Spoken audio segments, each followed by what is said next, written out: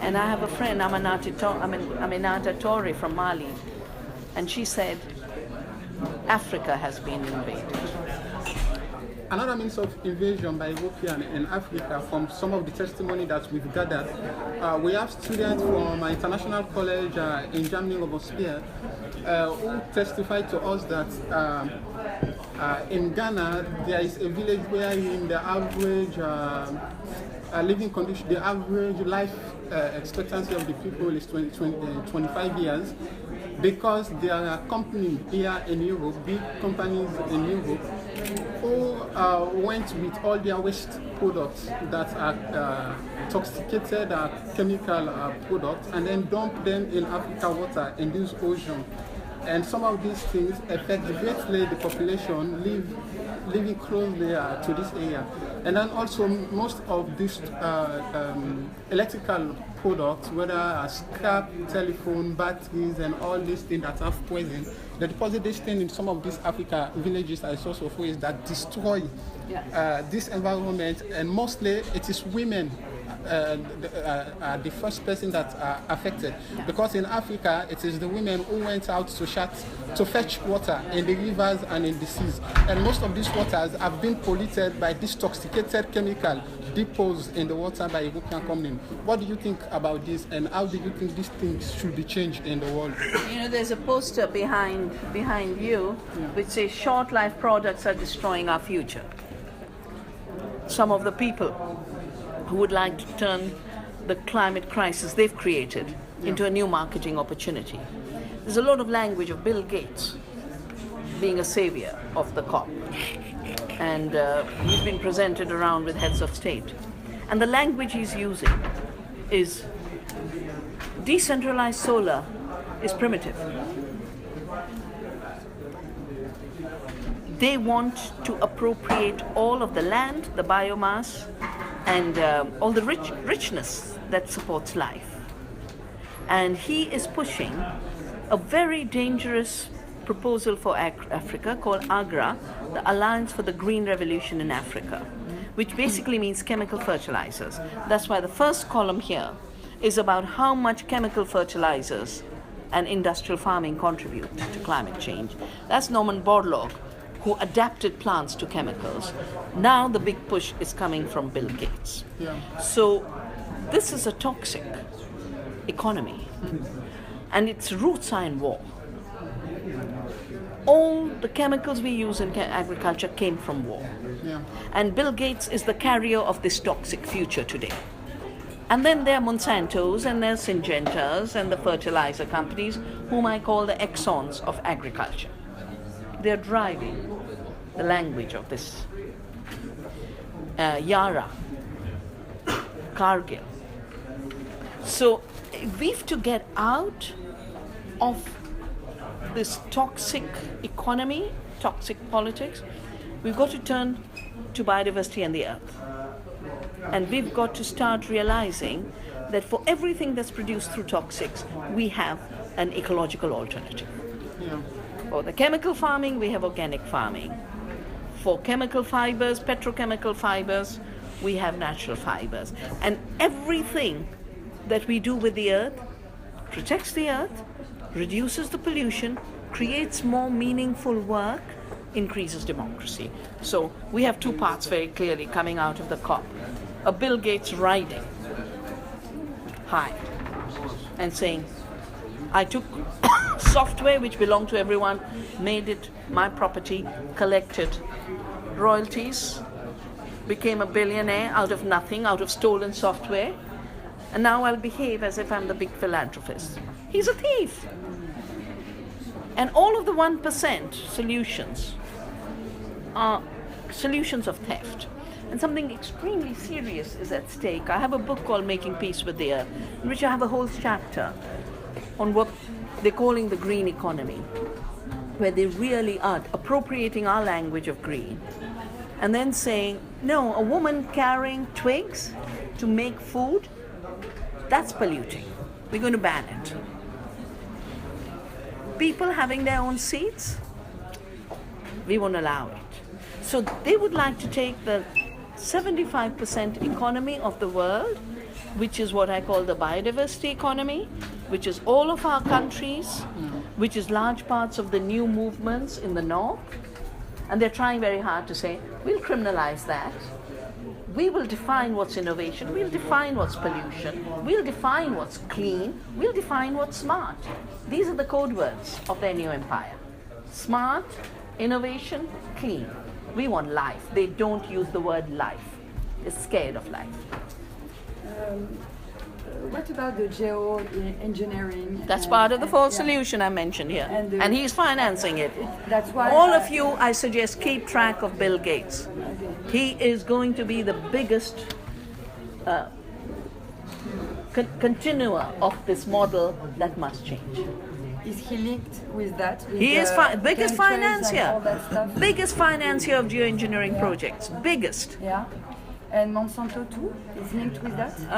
Monsanto maybe, for sure, because Monsanto is breeding for heavy metals. Okay, and because it's the soil becomes dry with the geoengineering, so Monsanto could provide the solution, right? Well, you know, Monsanto has bought. If you read that sheet I've given, Monsanto has bought the world's biggest climate data corporation. It has bought the world's biggest soil data corporation.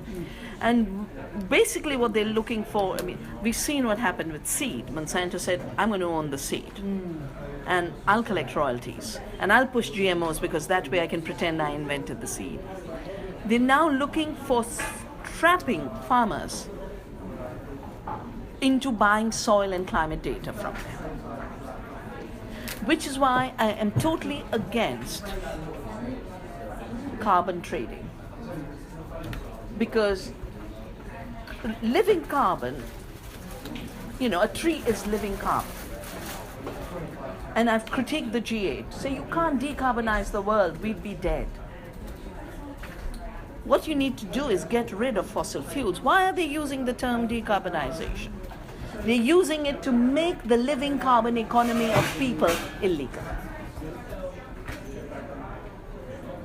And there are enough young people who feel, solar, wonderful. A few twigs, dirty. No, the twigs are recycling the carbon that was fixed in that twig. They're not generating carbon or emissions beyond the carbon cycle. It's a closed cycle. Fossil burning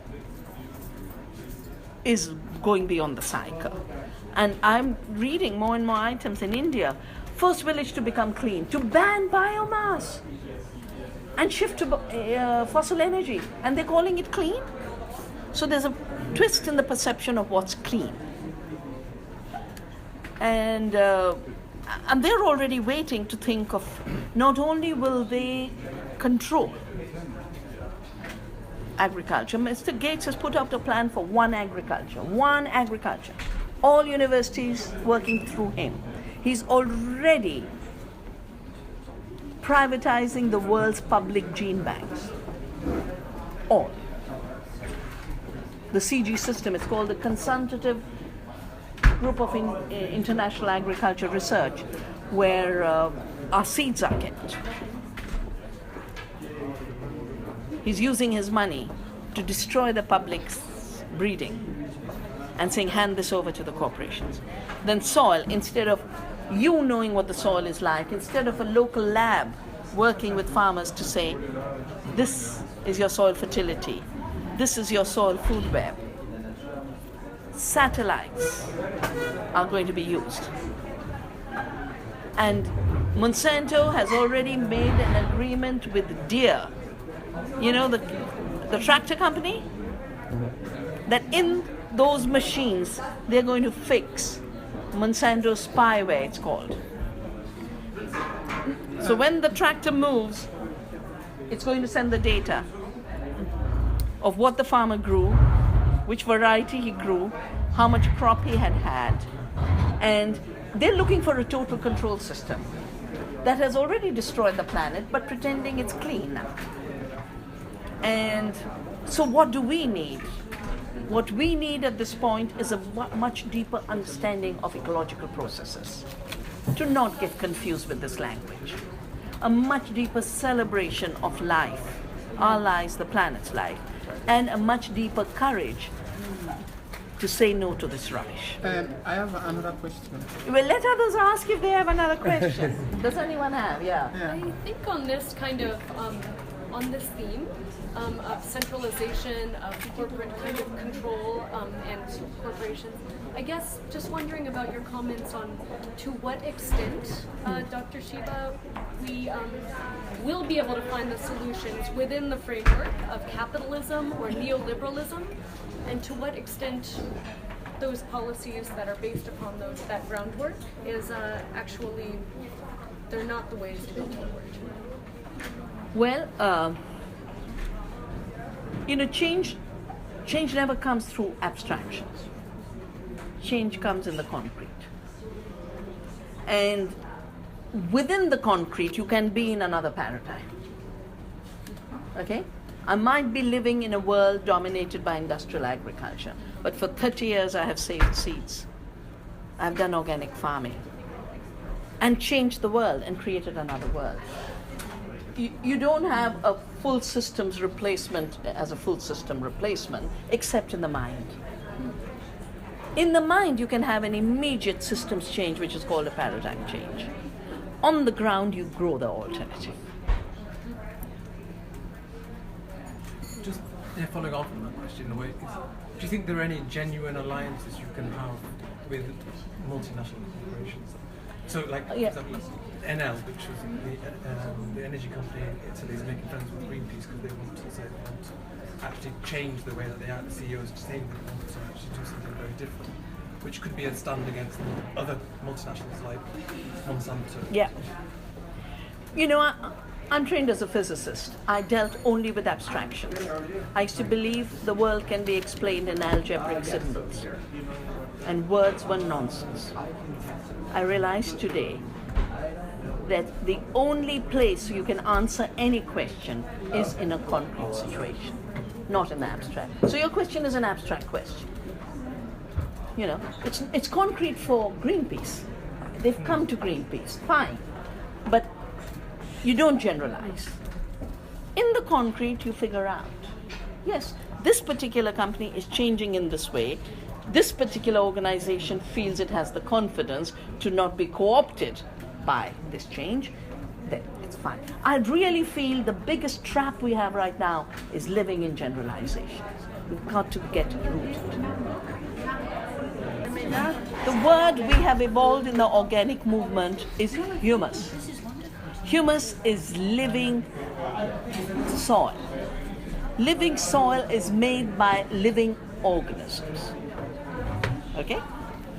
The first time I heard the word biochar came from the biofuel industry. Alan Bates might be totally well-meaning, but biochar is only making charcoal by burning biomass without oxygen. That's all it is.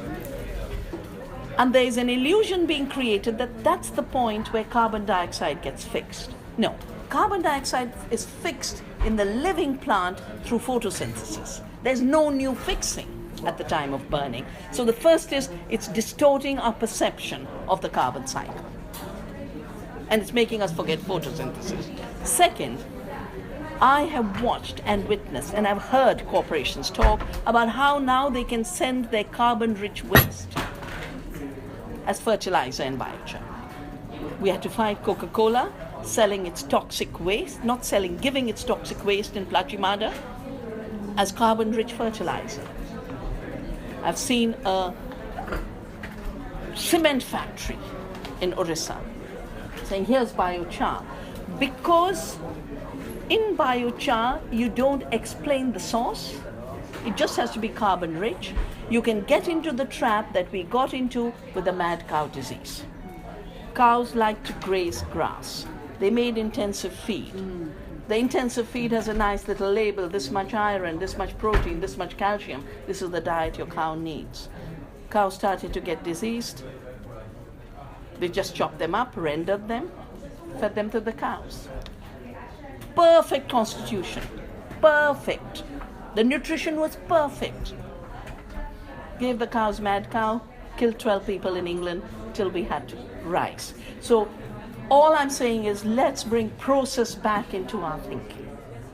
Let us bring transparency into what started as what and ended as what, and what did it do along the way, what externalities, what profits, what concentration, what toxics. So focusing on biochar could make us forget the real responsibility of growing organic matter, recycling organic matter, enhancing humus. The displacement of the word humus is the most dangerous part of the language of bioculture. And I'm saying some people will be well-meaning, some practices might mix humus and biochar and it might all work. But it's the displacement in our imagination that to me is the place where we are now getting colonized. Because as it is, humanity is so estranged from its life. And any step that takes us further down the estrangement road will leave us less capable of healing the earth and us, in a sense. Yeah. Yeah. I was just going to say, so it seems like part of the solution would be that more people participate in community kind of connection to the planet. People actually building communities on the ground that reclaim GMO corn and soya fields and start building kind of the schools and the farms that are necessary to actually remediating the planet. Yeah. What can we do to actually encourage this more? What can we do to make more people step into this role? Because it seems like this is a lost kind of field of education or art that many people are not connecting to, particularly in the West, obviously. Well, the first thing again we have to do is unlearn the idea of the reductionist worldview that we are atoms in society, that we are each of us individuals locked into loneliness. We've got to start realizing that we are of the earth and we are of community. Even when we pretend in our minds we are isolated, if our mothers and fathers weren't there, we wouldn't be here. Mm-hmm. If someone hadn't taken care of us, we'd have died along the way. So, to be aware of the network of ecological and social relationships that make us means to be aware of community, earth community, social community. And with that awareness, to build the actual links, beginning with whatever you're fond of doing. If you like to garden, reclaim cornfields. If you like education, work with children. If you like to shift the economy, do what Rob Hopkins does, create local currency. If what you like to do is healing, learn how to heal without the same companies that are giving us the poisons in agriculture then selling us the medicines with patents. Yeah? So I've seen that education is actually also becoming colonized by companies like Monsanto and the likes of them. Is it time for a radical shift to, drop out of schools? Because if we're going to send our children to the places where they're going to come back and learn the ways of Monsanto's paradigm, is it time to just turn away from the traditional education system? I'd put it in a different way. Is it time to build another education system? And I would say yes. That's why not only have I built Navdanya for seed-saving organic farming, I've built an Earth University for another education. And you can all go to the website of Navdanya. I think it's written here, www.navdanya.org, and you'll find the Earth University. But these kind of initiatives are being created everywhere. I don't think many of you got the opportunity to see the film about tomorrow, Demain. Mm. And it's beautiful because it has agriculture, it has economy, it has democracy, and it has education. How Finland, which has the highest performance rates in school education, just gave up the old model and learned from Montessori and Steiner to create a public education system.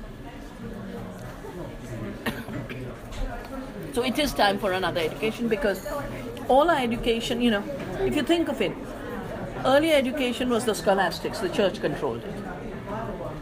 that gave way with the rise of industrialism and capitalism to university education, where you were given a fragmented, one-dimensional knowledge to do one thing, and you knew nothing else. And then now they're telling you, well, that's not good enough. You've got to learn totally new things, and you have to have new skills. And all the skills are to fit into a global economy which has place for 3% humanity. We've done these calculations. We are 3% humanity would be controlled, would have space in a corporate global economy, and that means the rest are redundant. So of course you need another education. Yeah. You are concretely describing future totalitarianism with Monsanto, Bill Gates, and all that stuff. How, as citizens, we can act concretely? Well, you were mentioning the communities, but in 2050, 70% of the population will be urban. So do you think we have to do it in the urban scale, or we have to go back to the soil and the country and beginning to work on self-sufficiency? Yeah. One more thing we have to really learn to unlearn is we are made to think in linear pattern and with an inevitability that this is the way things work. We are made to think, urbanization. Why is there more urbanization?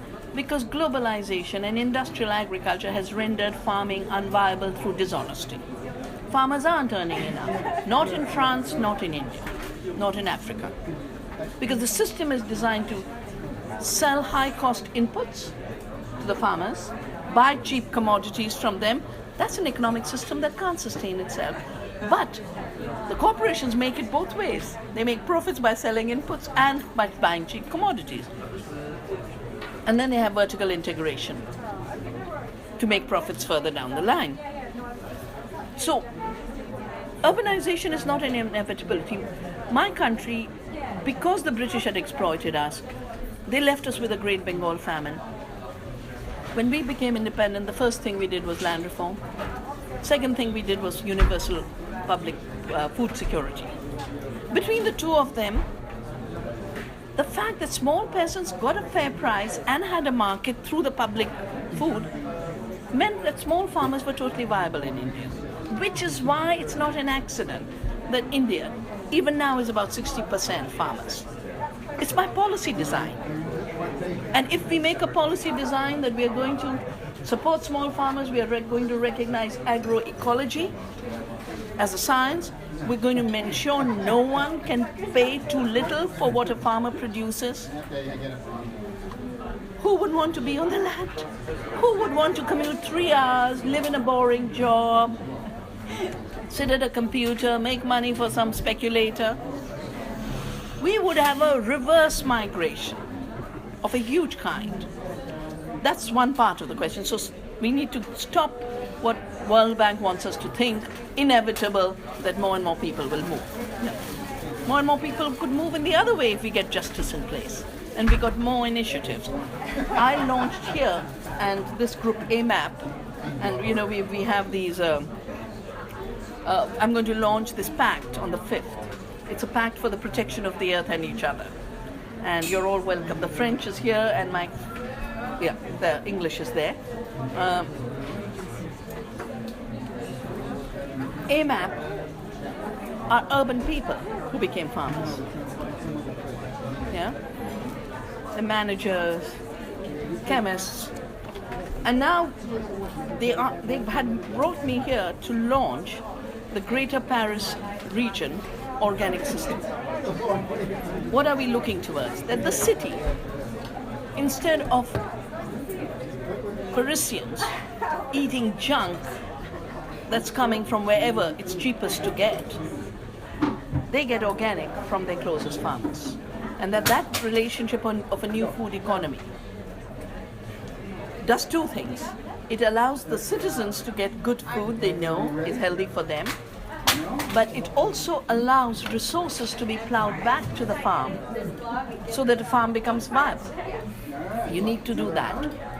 But in addition to that, you need to bring the village into the city. When I say village to the city, we need to do more urban farming. It's totally possible. It's happening. It's the biggest revolution taking place today. Urban gardens. Biggest. Yeah, my last question. Promise, last? My question is going about solar electrical engineering, because like presently solar engineering is gradually taking over in Africa. My question is that, is it solar engineering, is it a perfect green electrical engineering system for Africa, or it's something that is doing more harm than good to the people of Africa? Because like these solar batteries that store this engineering, they are very harmful to human beings, to the life of citizens. And most of these things are not taken care of by some of this engineering or some local authorities that are controlling this thing. They are just left like that in the street, and it's very harmful, especially to children. So do you think this is something that is good for Africa? Well, or what? you know, this is the way we've repeatedly said. You need to do full cost accounting. And the full cost includes all ecological externalities and all social externalities. And that's why the language was created, which is somehow being forgotten again, called life cycle approach. Take the life cycle of a product and then assess. Hey, Alberto. Hello. That Ecuador and Greece, the whole world is here. We're here with you. So we need, you know, it's that third column in this poster that's the most important one, because there's such rapid spread of false solutions. I'm not saying decentralized solar is not good, and there is now all kinds of new work being done to get rid of the battery. And you don't need the battery if all you do is heat your water, and there are other purposes for which you don't. But Bill Gates is attacking decentralized energy. He wants centralized systems. Like I said, he wants one agriculture for the whole world. He will want one energy system, which he controls. He's already moving. December's come, no? In December, he wanted to launch a microchip for remote control of women's fertility in the third world, where there's a microchip, and whether I will have a baby or not will be decided by Mr. Gates or an institution he creates. So, I mean, he is the most amazing total control freak who could imagine, and his funny, lost grin tells me the guy is lost. He is lost. He doesn't know who he is, except that money controls the world. That's all he knows. You know? And, you know, we are being ruled by insanity. It's a very serious situation. Yeah. Where could we find a Bill Gates that could finance your way? I don't need Bill Gates' style of money at all. Have you noticed how much good work is coming through crowdsourcing? This film Tomorrow was financed through crowdsourcing. They didn't have to go to Bill Gates. My son, who just arrived, was saying, I supported this. He's a photographer. A new bag for photographers. He contributed to the crowdsourcing. And it comes back to community. We will either see ourselves as powerless, and we will constantly delegate power to governments that don't care, and people like Gates, who, while pretending to be a philanthropist, is only thinking how to make the next buck. He's actually, everything he's doing is making a new business opportunity. And we will constantly say, oh, we are too poor, we are too stupid, we are too powerless. The minute we reclaim power and say we have the power to make change, we have the power through community to mobilize resources. You know, I've built the organic movement in India only through recycling the money. I think in the first time I must have put some money down to make sure the farmers' products reach the market, but after that it circulates. So we have to move from a linear extractive economy where everything moves to the 1%, the resources of the earth, the wealth of the people, into a circular economy where wealth starts to circulate, where energy starts to circulate in nature, in community, nutrition starts to circulate in nature, in community, water starts to circulate in nature, in community. And I want to introduce to you Alberto Acosta, who was the person who drafted the Ecuadorian constitution that recognized the rights of nature, which of course is now being undermined, and that's a different issue. But, so, you know,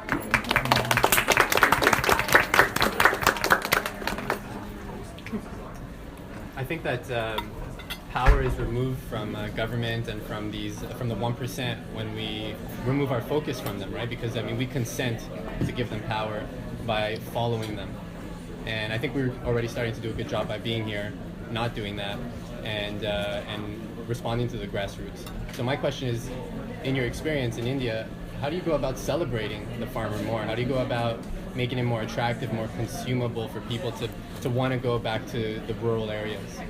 So the first is, we've turned seed into a celebration. The seed had been rendered invisible. And then it popped up as Monsanto's invention. So we bring out the seeds. Now, do I have? I'm going to show you.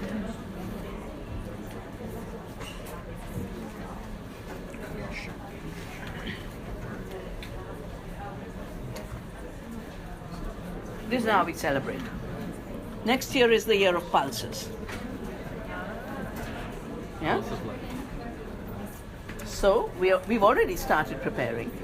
I've already done an analysis of how you don't have to take fossil fuels, burn them at 550 degrees, create a toxic fertilizer which ruins the climate, 300 times more lethal than carbon dioxide, kills our oceans, destroys our soils, removes this wonderful protein from our diet, when the pulses do it non-violently with the rhizobium. You know? So the diversity, we celebrate through food festivals. Like I said, we have an Earth University, where some courses are about the big picture, but many are just how to farm better. And I have to tell you, in the last 10 years, well, remind me now, Pavlos is here from Greece, and he spent a very long time with us in India. And we're now getting software engineers, we're getting financial people. People say, I made all the money I could, but I'm not happy. Now I want to be a farmer. So I always say, after everything else, it's the soil that's calling you. When you're bored and rich, or you're poor and disposable, either way, for both of you, it's the soil that's calling you. And of course we bring the best of science to it. What they call science is not science. Because if you don't know the soil and its web of life, see, what Monsanto is selling as soil science is what can be measured from a satellite through GPS, which at best can be the chemicals in the soil, but not that invisible mycorrhiza, which is the real life of the soil that makes things. So all of this, knowledge, practice, celebration, and you've eaten a good meal. I'm eating a wonderful risotto, and I have to tell the chef, it is so good. And talking about, I've been to the COP at Le Bourget twice. It is so miserable. They don't even have water to drink. It's like torture has to be the way you live. And here it is, celebration has to be the way you live. Yeah. So you mentioned that there's, a solution that might come from local currencies, right? Putting in money at the beginning, but then having that money circulate in and of itself within the community. I think fundamentally, our financial system is not allowing us to have that kind of, that ability to let that money stay within the pockets of the people, right? It's always ending up in banks, and the banks are controlling the interest rates, all these things. So there's always this kind of financial engineering that is kind of keeping people poor, essentially. What role do you feel kind of alternative currencies or local currencies might be able to have in, restoring kind of I guess the balance in humanity, the balance in what we really need for those local communities to actually thrive. When I said circular economy, I didn't mean only circulation of money. Of course, yes. Because money is a means at the end of a process. Absolutely. Long before that, you have circulation of wealth. No? Mm-hmm. You have mutual give and take. So for the South, for the countries of the South, I think the first step for us is to prevent the commodification of our resources and lives. So I have fought against the privatization of water, and we won every battle. I have fought against patenting of our seeds and biopiracy. I have won every battle on that. The issue of climate change, more complicated. I've written a book called Soil Not Oil, and there will be copies at the table downstairs where my colleagues are there.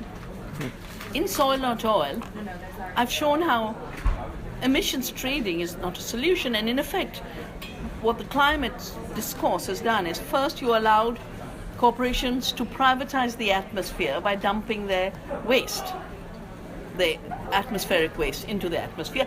In a way, climate change is like the garbage dump that we see. It's a landfill in the air, but causing similar problems. Then the solution in Kyoto Protocol was, we will allocate this air and atmosphere to the polluters. So they took our commons second time over and handed it over to the polluters, who then did emissions trading, made lots of money out of it. Pollution was to come down by 5%, went up by 16% in the Kyoto period. And all this is about beyond Kyoto. Now they're working new ways to do more commodification. Carbon trading, soil carbon monitoring, data selling, all of this is commodity. So commodification takes something that is ours and is shared, turns it into a commodity that we must buy from those who stole it. That makes us poorer. 300,000 Indian farmers have committed suicide in this model of seed commodification. If we don't get the full price for what we sell, if we only prepare commodities for the global market, farmers will always be losers. If they grow food for a neighbor, they will always have the circular economy. That's what this AMAP, Greater Paris region is. That's what the Vandana model of circulation is. Farmers get more. They don't have to commit suicide. They do organic. Nothing goes out. Citizens get healthier food. They don't have to spend millions on healthcare. You do a short circuit, and that short circuit means both sides do better. The corporations, you don't need. I call it the global heart bypass. It's like the arteries of the global economy are clogged with corporate greed. And you can either say, when will I be big enough to do the surgery on corporations? Or you can just say, I'll just do a bypass. Yeah? And the bypass is in our hands to make. And that's the community initiative. That's the ecological awareness. That is the recognition that just because we are of the earth, we come with power. Does the plant say, there's no Mr. Bill Gates to fund me to grow? That's it. That's great. Mm-hmm. Yeah, I have a question. I agree with you that the problem is Mr. Gates won't stop because we ask him, and we are obliged to live with these people. And how can we deal with them? How can you make Bill Gates or these companies your allies, or will be there a kind of war or a kind of struggle? Because it's very important. Bill Gates now is at Le Bourget and we're here at Gare du Nord, but we know that they are very powerful, and if we don't try to get everyone, I think there will be a lot of people losing if we are in a kind of fight. So how can we do to make your solution their solution and to change the kind of program, the kind of software they have in mind. I just talked about this bypass. Yeah, but bypass, You know? they will still live. They will still be there. They won't. Well, again, when I started to deal with Monsanto, I dealt with the recognition that here's a company which had no role in seeds, wanting to control our seeds. You don't think of Monsanto as the company that controls the seed. You see it as an illegitimate actor that wants to take control of your seed. Now, if you want to take control of your seed, you just stand there and say, sorry. That's what we have to say to Bill Gates. Bill Gates is a newcomer. 5 years, 10 years ago, he starts Agra. Then he's jumping into this. He's already taken over the WHO and the health system, right? We can either say, oh, Mr. Gates has always been powerful, he's always been around. No, he's an upstart. He's an upstart who's a nobody in the history of the evolution of this planet. He's a nobody in the history of evolution of our cultures. He's a nobody in the history of democracy. And I said it's very wrong that governments which are meeting for an interstate, intergovernmental gathering, allow him to stand with them. They are giving up their power of representing democratic societies. And they are inviting him to take control.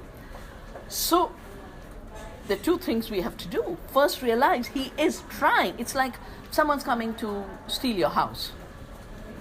Do you say, oh my God, this man, he's so powerful, and he's taken my house, and now I will have to convince him that he thinks like me. No, you mobilize the mechanisms that there are to say you can't grab my land or my house because it's illegal. Theft is illegal. We have to do more and more of that. We are fighting. Gates is pushing the GMO golden rice, the GMO bengan in Bangladesh now because he's lost everywhere else. We have to continue those movements. And the second is we have to build a better alternative, which is why we have to increase the vocabulary beyond his 4 words. We have a very rich vocabulary. Yeah. So no dialogue with that people? No, the issue is I don't mind the dialogue. I can tell you, because I have critiqued Agra so much, the Alliance for the Green Revolution and the GMOs, I have so many friends who say, but you should talk to Bill Gates. I said, sure, fix a meeting. Poor guys, 10 years they have spent trying to fix an appointment. I'm not going to wait to fix an appointment with Bill Gates. In my life, soil bacteria is a more significant being on this planet than a Bill Gates.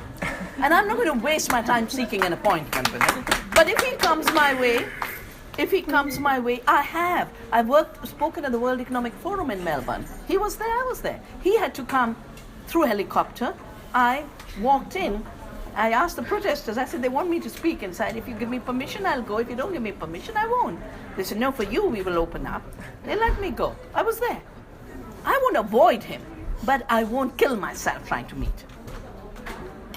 Yeah, last. Part of the argument I hear for why people are welcoming Bill Gates into this space is that governments simply won't fund the kind of things that he's funding, like this $100 billion towards green development. And so I'm wondering what you think, both in terms of green development and what we're talking about in terms of building local economies, what the role of public financing is. While there is so much austerity. Okay, no, so that's a wrong framing. If you look at what is financing a bad agriculture that's killing our health, killing the planet, destroying our small farmers, $400 billion of subsidies in the OECD country, distorting agriculture and wiping out the planet. 400 billion. If you begin with only cutting it to half, and say, and over 10 years you cut it to 0 because we shouldn't have toxics in our food, you already have 200 billion, double the amount you need. Why make yourself look like you have nothing when all the money is going for the wrong things? Thank you. Thank you, Vandana.